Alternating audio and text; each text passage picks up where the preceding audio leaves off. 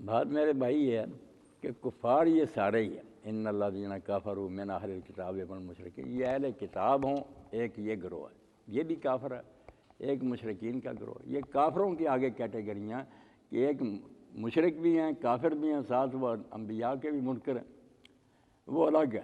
ایک گروہ نبیوں کو مانتا مگر انکار وہ بھی حضور کا کرتا، کافر ان کو اشبار کے ایک ہی صورت میں آگئی دو آیتیں، لم یکن الذین کفروا من اہل الکتاب والمشرکین، کافر مشرکوں میں سے ہوں یا اہل کتاب میں سے ہوں، ان کا حشر یہ کافر ہونا جرم ہے نا بہت بڑا۔ جیسے میں نے کہا کہ ڈاکو بے شک ایک اچھی تنظیم بنا دیں، صاحب کا ٹھیک رکھیں، جانداری سے تقسیم کریں، مگر ان کا حکومت کو چیلنج کرنا ہی جرم۔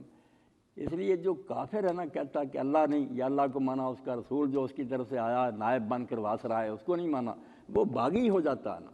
باغی کو نہ برطانوی قانون، وہاں تاج برطانیہ کے خلاف کوئی کہے میں نہیں شہری نہیں رہ سکتا، اس کے حقوق شریعت معطل ہو جائیں گے۔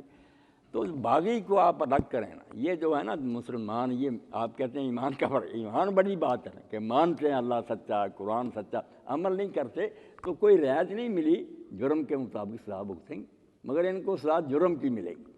جو کہتے ہیں دنیا میں سزا مل جائے، اس کو بھی حل کرنا چاہیے۔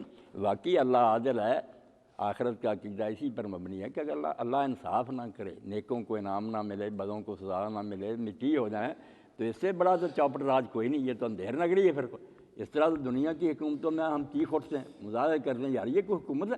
اللہ کی اگر ایسی حکومت ہے نا کہ مٹی ہو جانا، تو اللہ تعالیٰ نے پھر کہا الیس اللہ بحکم الحاکم، دنیا کے حاکم ایسے غلط فیصلے نہیں کرتے، میں ان سب سے بڑا دانا نہیں، کیوں یہ فیصلہ کروں گا؟ فنجعل المسلمین کالمجرمین، حکم ماننے والے اور نافرمان برابر کہ مٹی میں مل گئے۔ وہ ساری عمر ظلم کرتا رہا، یہ بیچارہ لٹتا رہا، ظلم سہتا رہا، یہ انصاف ہوگا؟ پھر خدا انصاف ہونا چاہیے، یہ فطرت بھی چاہتی ہے، قانون بھی چاہتا ہے، مگر دنیا میں ڈاکٹر صاحب ہو نہیں نہ سکتا۔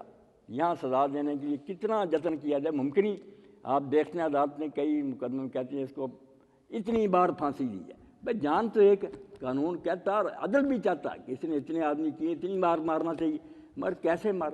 یہاں تو ایک بار قتل کرنے مر گیا۔ اس لیے آخرت رکھی گئی ہے جہاں بار بار مرے گا، بار بار وہ سارے پورے کیے جائیں گے جرائم۔ یہ بالکل ایک فطری اور معقول دین کا معاملہ ہے کہ ایک جہان آئے گا جہاں یہ پھر جان نہیں چھڑا سکے گا، سارے جرائم کے لیے اس کو نئی کھال ملے گی، مرے گا دوبارہ زندہ کر لیا جائے گا۔ عدل پورا وہاں ہی ہو سکتا ہے، اس فانی دنیا میں ممکن ہی، کس طرح اس کو سارے جرائم کے ساتھ؟ ایک آدمی نے بے شمار قتل کر دیے، کتنے گھرانے لوٹ لیے،